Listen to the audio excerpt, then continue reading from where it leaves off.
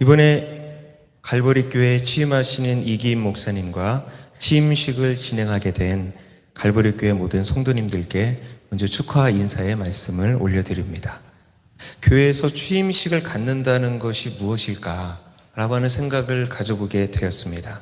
취임식은 보통 어떤 한 사람을 세워서 그로 이렇게 축복하게 하는 그런 자리라고 많이 생각을 하고 있는데 저는 이번에 그런 생각을 해보게 되었습니다. 취임식을 갖는다는 것은 무너졌던 우리의 신앙 혹은 무너졌던 우리의 마음, 무너졌던 어떤 우리의 어떤 삶의 어떤 부분들, 그것이 교회라 할지라도 말이죠. 그것을 다시 세워가는 시간이 아닌가. 즉 무너졌던 낮아졌던 우리의 시선을 다시 들어 올리는 시간이 아닌가라고 하는 그런 생각을 가져보게 되었습니다. 오늘 그래서 이 시간을 통해서 목사님을 세우시고 성도님들을 세우시고 갈보리 교회를 세웠던 하나님의 이 은혜와 뜻이 무엇인지를 저희들이 발견하게 되는 그런 귀한 복된 시간 되기를 원합니다. 왜냐하면 교회뿐만 아니라 신앙생활을 하는 우리 모두의 마음과 환경과 상황에는 비슷하거나 혹은 서로 다른 문제들이 늘 있기 때문에 그렇습니다. 어떤 분은 가정에 문제가 있을 때가 있고, 어떤 분은 건강에 문제가 있을 때가 있고, 어떤 분은 관계에 문제가 있을 때가 있고, 어떤 분은 미래와 경제의 문제로 마음이 무거운 분들이 계실 때도 있습니다. 여러분 옆에 계신 분들을 다시 한번 바라보시기를 바랍니다. 웃고 계시죠? 그런데 웃는 게 아니다라고 생각하실 수 있는 그런 분들도 계실지 모릅니다. 어쩌면 속은 본문의 제자들처럼 험난한 파도를 타고 계시는 분들도 계실지 모릅니다. 그런데 오늘 본문은 파도에 흔들리는 사람들에게 괜찮다라고 쉽게 이야기하는 본문이 아닙니다. 대신 본문은 저와 여러분들에게 파도를 타고 있는데 지금 파도를 같이 타고 있는 이가 누구신가? 라고 하는 이 질문을 던지고 있습니다. 그래서 이 질문이 취임하시는 이기인 목사님과 취임식을 진행하는 갈보리 교회 모든 성도님들이 앞으로 함께 신앙생활을 하시는 가운데 이 질문이 저와 여러분들의 신앙생활의 중심이 되는 질문이면 참 좋겠다라고 하는 생각이 듭니다. 왜냐하면 신앙생활이라고 하는 것은 세우신 목사님과 성도님들이 함께 신앙생활을 해가는 가운데서 예수 그리스도를 알아가는 시간이잖아요. 우리가 너무나 잘 알고 있는 예수 그리스도를 그렇지라고 그냥 단순히 여전히 그런 분이네 이런 느낌이 아니라 신앙생활의 여정은 내가 알고 있는 분이 이런 분이었구나. 내가 알고 있는 주님이 이 일도 행하시는 분이시구나. 내가 알고 계신 이 분이 이것이 다라고 생각했는데 이것마저도 뛰어넘는 분이시구나 라고 하는 매일매일 우리 신앙생활에 신선함을 주는 바로 그런 분이기 때문에 그런 것이죠. 먼저 오늘 본문 23절에서 24절을 보면 본문이 이렇게 시작합니다. 예수님이 배에 오르셨습니다. 제자들이 그 예수님을 뒤따라 갔습니다. 여기서 중요한 사실이 있는데 제자들이 지금 불순종하다가 폭풍을 만난 것이 아닙니다. 예수님을 따라 배에 탔고 주님과 함께 있습니다. 그런데도 폭풍이 옵니다. 이것이 신앙생활의 현실입니다. 예수를 믿으면 폭풍이 없다가 아니라 오히려 예수 믿기 때문에 더 깊은 바다로 들어갈 때가 있다라고 하는 것이죠. 그리고 24절에 보면 그 큰 폭풍을 큰 흔들림, 큰 노을이라고 표현을 하고 있습니다. 이것은 마치 인생이 이렇게 흔들릴 때가 있다라고 하는 것을 보여주는 것 같습니다. 가정이 흔들릴 때가 있고 이렇게 직장이 흔들릴 때가 있고 마음이 흔들릴 때가 있고 믿음까지도 흔들리는 이런 순간들이 있습니다. 그때 우리는 그런 생각을 갖게 됩니다. 내가 무엇을 잘못해서 이런 것인가? 내 인생은 왜 이런 것인가? 라고 말이죠. 우리는 그렇게 생각하기 쉬울 때 오늘 성경은 더 깊은 곳에서 저와 여러분들에게 이렇게 이야기를 합니다. 주님이 함께 계셔도 폭풍은 올 수 있다라고 말이죠. 그러나 폭풍이 와도 주님은 우리를 떠나지 않으신다는 것을 오늘 성경 말씀은 저와 여러분들에게 보여주고 있습니다. 아멘이시죠? 오늘 24절이 더 충격적으로 다가오는 이유가 있습니다. 그것은 예수님이 이 상황에서 주무시고 계시기 때문에 그런 것이죠. 제자들은 죽을 것만 같은데 예수님은 주무십니다. 우리의 환경은 너무나 힘들고 어려운데 주님은 잠잠히 계시고 무심한 것 같고 아무 일도 안 하시는 것처럼 느껴질 때가 있어요. 그래서 예수님이 주무시는 이 장면은 마치 무관심인 것 같고 우리 신앙생활의 어떤 실체를 보여주는 것도 같습니다. 기도에도 응답이 늦는 것처럼 느껴질 때가 있잖아요. 다른 사람은 다 응답이 빨리빨리 오는 것 같은데 왜 주님은 내가 기도하면 이렇게 응답이 더디거나 관심이 없는지 이렇게 느껴질 때가 있습니다. 예배를 드려도 상황은 바뀌지 않는 것처럼 느껴질 때가 있고 말씀을 붙들어도 현실은 여전히 거센 파도처럼 느껴질 때가 있습니다. 주님은 내 삶에 무관심하신 것 같은 이 느낌이나 생각이 너무나 크게 들 때 우리는 이렇게 이야기를 합니다. 주님, 이렇게 힘든데 도대체 주님 어디 계십니까? 옆에 계신데도 그렇게 이야기를 하고 일하고 계신데도 도대체 주님 뭐 하고 계십니까? 왜 아무것도 안 하고 계십니까? 라고 우리는 그렇게 말할 때가 있습니다. 그런데 어떤 책에 보니까 예수님의 잠은 무관심이 아니다라고 표현을 합니다. 그 책에서 표현은 주님의 잠은 주권의 침묵이다라고 하는 이런 표현을 썼습니다. 창조자의 침묵이라고 하는 것입니다. 창조자의 그 주시라고 이렇게 이야기를 하고 있습니다. 오히려 집중해서 그 폭풍 가운데 있는 그 한 영혼 한 영혼을 창조자 하나님께서 우리의 구원자 되신 예수 그리스도께서 주시하고 계신다라고 하는 것이죠. 주님은 상황을 모르셔서 주무시는 것이 아닙니다. 모든 것을 아시면서도 주님께서 여기서 보여주시는 것은 단순한 잠이 아니라 그 폭풍과 같은 상황에서도 흔들리지 않는 평강을 보여주십니다. 이 주님의 평강을 우리가 무엇이라고 표현하나요? 샬롬. 샬롬이라고 표현합니다. 그래서 어떤 상황에 있을 때라도 우리는 서로에게 그 인사를 하는 것이죠. 샬롬이라고 말이죠. 기분 좋을 때, 행복할 때 샬롬 하면서 웃고 지나가는 이때 사용하는 것이 아니라 바로 이때에도 여전히 주님의 이 샬롬의 평강이 우리에게 함께하고 있다라고 하는 것입니다. 옆 사람에게 한번 그렇게 인사해 보실까요? 샬롬이라고 말이죠. 어떤 상황에 계신지 모르지만 샬롬을 전해드립니다. 그렇기 때문에 지금 이 본문을 통해서 이 본문을 가지고 오늘 예배를 드리며 취임식하는 이 자리는 바로 내가 믿는 이 예수님이 어떤 분으로 알고 있는가, 이 고백을 다시 세우는 시간이라고 저는 생각을 합니다. 단순히 어떤 한 분만 세우는 시간이 아니라 그 시간을 통해서 여러분들의 신앙을 다시 한번 주님 앞에 세워가는 시간임을 믿습니다. 25절을 보면 이때 제자들이 주여 구원하소서 우리가 죽겠나이다 라고 예수님을 깨우면서 외칩니다. 이 고백 안에는 중요한 신학이 들어 있습니다. 제자들은 예수님을 주여라고 부릅니다. 선생님이라고 부르는 것도 아니고 지금 무엇이냐고 어떤 호칭을 안 부르고 그저 빨리 깨세요 하는 이런 것이 아니라 그 중요한 순간에 주님을 찾고 있습니다. 주여라고 부르면서 구원하소서라고 외칩니다.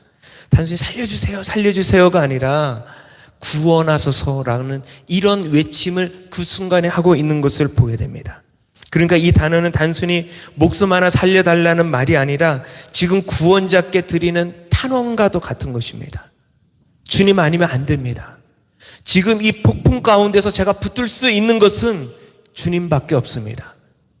그러니 주님 구원하소서, 이 고백과 탄원을 하고 있는 것이죠. 그것이 저와 여러분들의 신앙생활 아닐까요? 신앙생활을 하는 가운데 언제든지 만날 수 있는 이런 상황 가운데서 저와 여러분들이 주님을 향해서 어떤 기도도 감사합니다, 여러 가지 할 수 있는 그런 감사의 기도도 있지만 또 어떤 순간에는 주님 구원해 주세요, 가정을 구원해 주세요, 교회를 구원해 주세요, 내 삶을 구원해 주세요, 하나님 저분을 구원해 주세요, 하나님 우리 가족을 구원해 주세요, 우리의 이웃을 구원해 주세요, 저렇게 힘들어하고 있는 저 한 영혼을 주님 구원해 주세요 라고 말이죠. 그래서 지금 이 기도는 주님 상황을 바꿔주세요 라고 하는 이 기도가 아니라 더 깊은 기도로 주님 나를 구원하소서, 그 구원하소서에는 무엇도 포함되어 있냐면 주님 그 순간에 저의 믿음을 붙잡아 주시옵소서. 이 믿음이 흔들리지 않도록 단단히 지켜주시옵소서 라고 하는 이 고백을 하고 있는 것이죠. 왜냐하면 폭풍이 무서운 이유는 파도가 커서만이 아니라 그 파도 속에서 내 마음이 하나님을 놓치기 때문에 무서운 것입니다. 이것이 주님을 놓치는 것이 무섭지 않을 때 베드로는 바다 위를 걸었습니다. 그러나 그 바다의 폭풍과 물결이, 바람이 그에게 두렵게 느껴지기 시작할 때, 그것이 눈에 더 크게 들어올 때 그는 예수님을 놓치게 되었고 그 두려움은 바다 가운데 빠지도록 이끌었던 것이죠. 그래서 26절에서 27절을 보면 예수님은 어찌하여 무서워하느냐 믿음이 작은 자들아 라고 이야기하십니다. 주님이 눈 비비고 일어나면서 니네 정말 너무하는 거 아니냐, 내가 그렇게 피곤한데 이때라도 좀 자게 냅두지 왜 나를 깨우느냐라고 책망하시지 않습니다. 오히려 왜 무서워하느냐라고 묻습니다.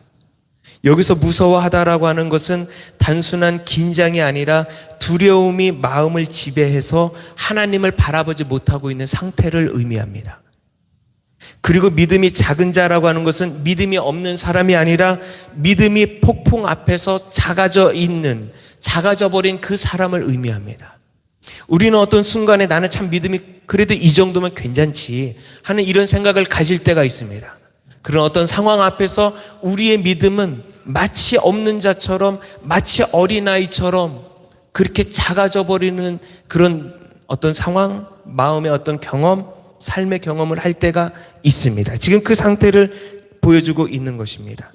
그렇기 때문에 폭풍이 우리를 무너뜨리는 것이 아닙니다.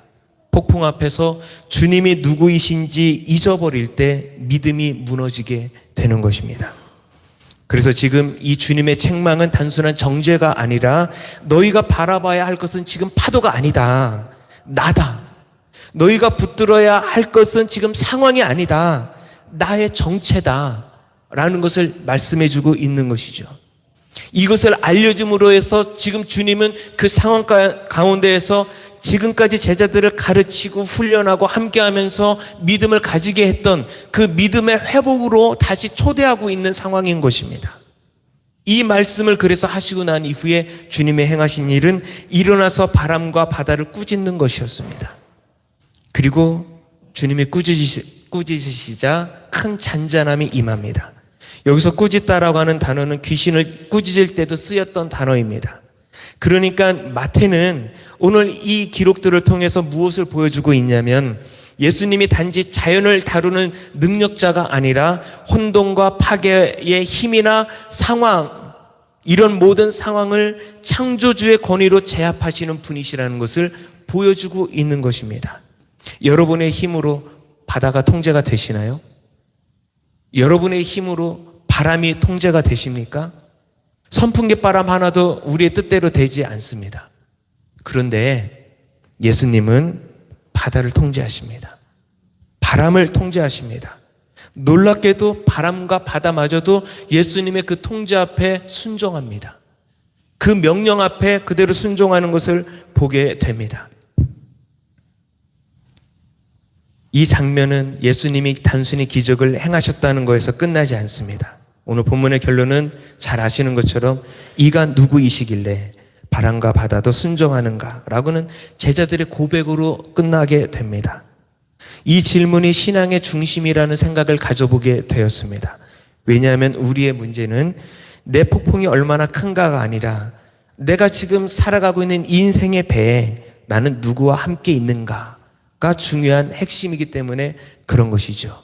어느 순간에 여러분들의 인생이라고 하는 배에 예수 그리스도를 영접해서 함께 모시고 가게 되었다면 지금 여러분과 함께 계시는 분은 이 바람과 바다도 순종하게 만드는 그 주님이라고 하는 사실을 여러분 놓치지 마시기를 바랍니다. 이제 오늘 이 취임식의 자리에서 여러분 각자의 폭풍이 있다면 그 폭풍을 정직하게 바라보시기 바랍니다. 어떤 분은, 어떤 가정은 대화가 끊어진 폭풍이 있을지도 모릅니다. 어떤 분은 미래가 막막한 폭풍이 있을지도 모릅니다. 어떤 분은 건강의 폭풍, 관계의 폭풍, 혹은 죄의 유혹의 폭풍이 있을지도 모릅니다. 어떤 분은 믿음이 식어가는 폭풍이 있을지도 모릅니다. 그런데 오늘 본문은 그러한 폭풍 가운데서 그렇게 말씀하십니다. 폭풍이 와도 이상한 것이 아니다.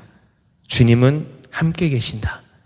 주님은 잠잠하신 것 같아도 주권을 잃지 않으시는 분이시다.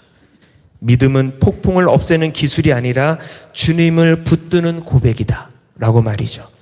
결국 우리가 붙들어야 할 고백은 바로 이것입니다. 이가 누구이시길래. 그렇기 때문에 오늘 취임식과 오늘 예배를 드리면서 이 질문을 붙드시는 이기인 목사님과 사모님, 그리고 갈보리교회 모든 성도님들, 이 자리에 함께하신 모든 분들이 되시기를 소망하고 축복합니다. 예수님은 단지 문제 해결사가 아니라 내 삶을 다스리시는 주님이십니다. 우리 인생의 질문이 바뀌면 인생도 바뀐다고 합니다. 왜 내게 이런 일이 일어나는가를 묻는 질문에서 주님은 도대체 누구이십니까? 이 어떠한 분이시길래? 라고 하는 이 질문은 저와 여러분들을 든든히 세워갈 것입니다. 교회를 세워갈 것이고 가정을 세워갈 것입니다. 오늘 취임식이 복된 이유는 갈보리교회에 세우신 목사님과 함께 갈보리교회 모든 성도님께서 주님, 당신은 누구이십니까? 바람과 바다도 순종하는 주님, 나의 삶에도 주권을 행사해 주시옵소서. 내 감정이 흔들릴 때에도, 내 믿음이 작아질 때에도 주님은 여전히 주님이십니다 라고 고백하는 자리이기 때문에 이 자리가 복된 자리임을 믿습니다. 그렇기 때문에 이 시간 서로 한번 물어보시고 대답해 보시기 바랍니다. 이 어떤 분이십니까? 라고 질문하시면 그분이 주님이십니다 라고 한번 앞뒤 옆 사람에게 묻고 질문 받으신 분은 한번 대답해 보실까요?